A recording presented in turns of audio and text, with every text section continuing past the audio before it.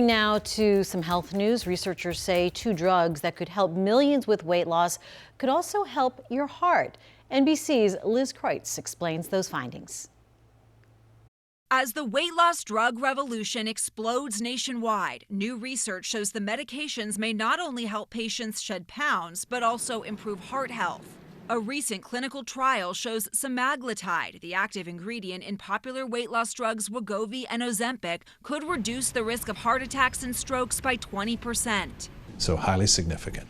Dr. Michael Linkoff is the lead author of the trial, which followed 17,000 obese adults 45 and older who had pre-existing cardiovascular disease but were not diabetic. Of the participants, 8% who received a placebo had a heart attack or stroke, compared to 6.5% who took Wegovy. Up until now, no one has shown in any group of patients with overweight and obesity that the risk of cardiovascular events could be reduced. The findings of the study, funded by Novo Nordisk, the maker of Wegovy, come as the FDA approves a new version of diabetes drug Mounjaro for weight loss called Zepbound. New research shows the active ingredient in that drug, tirzepatide, may help type 2 diabetes patients reduce inflammation, which may lower the risk of heart disease. Mounjaro changed my life.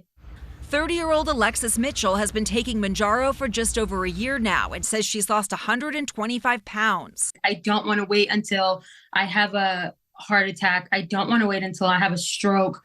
But despite the promise of these drugs, all the side effects are not fully known. This is not meant for the person who sort of wants to casually lose 5-10 pounds, before a big event.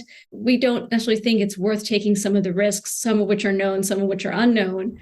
And these drugs aren't cheap, as much as $1,300 a month. Most healthcare plans don't cover them, but experts say these findings could push insurance companies to do so.